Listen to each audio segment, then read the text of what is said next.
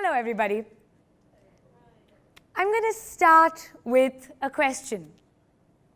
How many of you know the person sitting next to you from before today? Interesting. So, do you remember the first conversation you ever had with that person? You know, conversations are links, okay? Let's imagine every conversation to be a tiny metal link.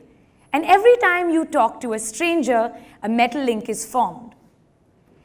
And every conversation that you have after that moment, the link gets stronger and stronger. And every day, each one of us meets so many strangers. The grocery guy, the cab guy, maybe the receptionist at a new office you went to. And with every conversation, we build new links. Until finally at the end, we've created a kind of massive World Wide Web of conversation. World Wide Web. It's a catchy word. I think I've heard that somewhere. That's it, right? A conversation. It's a fascinating thing. A conversation is an adventure.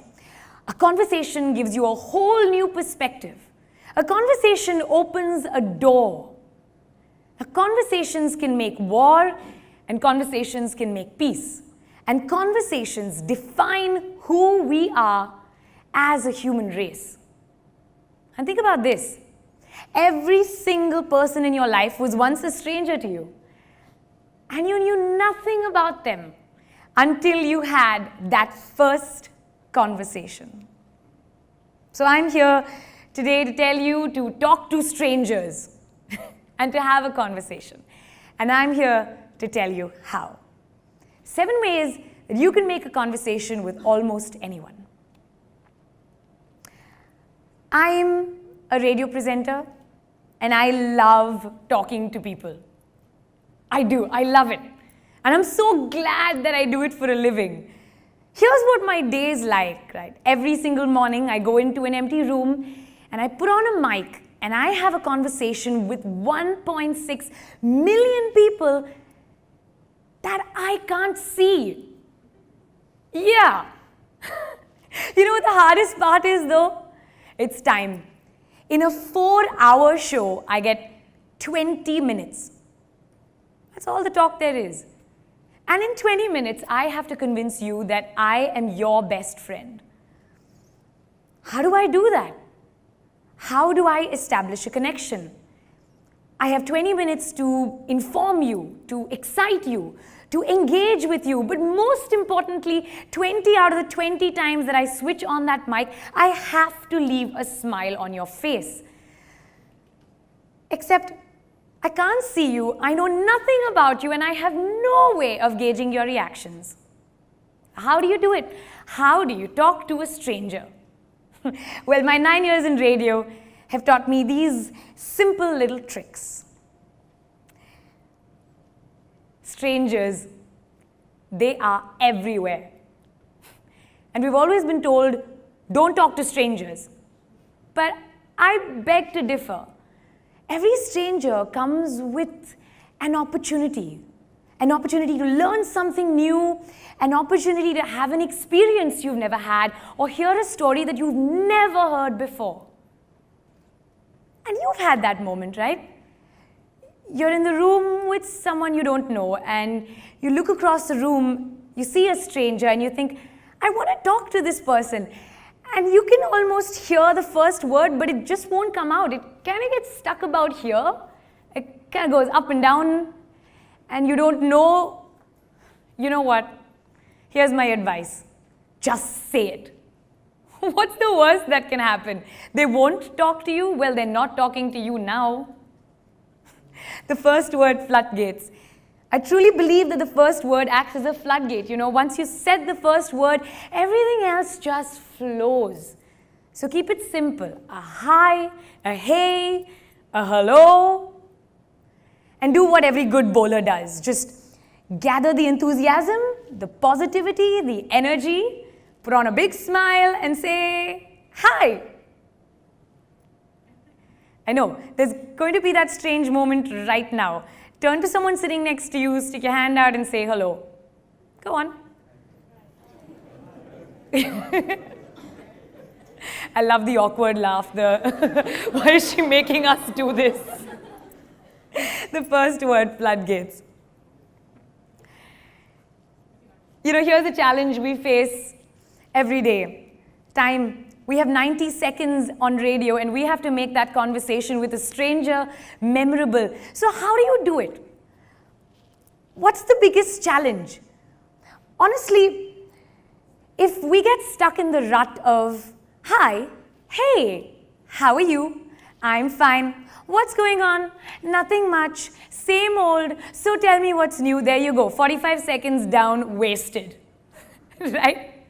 So here's my advice. Skip the small talk and ask a really personal question. And don't be afraid. Trust me. You will be surprised how much people are willing to share if you just ask. So ask any kind of personal question. Maybe, interesting name. How did your parents think of it? Is there a story behind it? Or how long have you lived in this city? And do you remember the first day you landed here? You see, answers to those questions are always something unique, always something personal. My favorite one to try is, where do you come from and where does your family live? Unfailingly, every single time I sit in a cab, I do this. I ask that question. Where do you come from and where does your family live? Let me tell you a little story. I was coming home one night and I get into this taxi, open the door, sit down, I say, where are you from? Where does your family live? And the 60-year-old Pakistani cab driver goes on to tell me all about his life in Peshawar. We talk about politics, we talk about music, family, his wife, his farm. And 20 minutes later, he is convinced that I am the perfect bride for his 26-year-old college-educated son from Peshawar. And as I'm getting out of the taxi, he's taking out a passport-sized photograph with this look of enthusiasm. I have to say it was a very difficult goodbye. But the moral of the story really is, what starts with a hello can end with a marriage proposal. And that is a warning. Step 3. Find the me toos. Have you ever met someone who starts a conversation like they're starting a debate? I'm from Delhi. I hate Delhi. Yeah, nothing kills a conversation like a negative. When you meet someone for the first time, make an effort to find the one thing that you and that other person might have in common. When you start at that point and then move outward from there, you will find that all of a sudden the conversation becomes a lot easier. And that's because the both of you are suddenly on the same side of something. And that's a really powerful feeling. Now, what could you possibly have in common with a stranger, you ask? It could be anything, right? You're both in the same place at the same time. Maybe you're from the same country. Maybe you both like the winter, or you're longing for it to rain. I don't know, you'll find something. When you find a me too, you automatically have a kind of buy-in from the other person. Trust me, that's helpful. Pay a unique compliment. I read somewhere that people will forget what you do and they'll forget what you say, but they will never forget how you made them feel. So be generous and go out and give someone a nice, full compliment. So I have this belief about a compliment immunity meter, and it comes from this experience I had where I met this gorgeous supermodel, right? And I look at her and I say, wow, you're beautiful. And there is no reaction on her face. And I think to myself, how? That's when I realized she is immune to the word beautiful.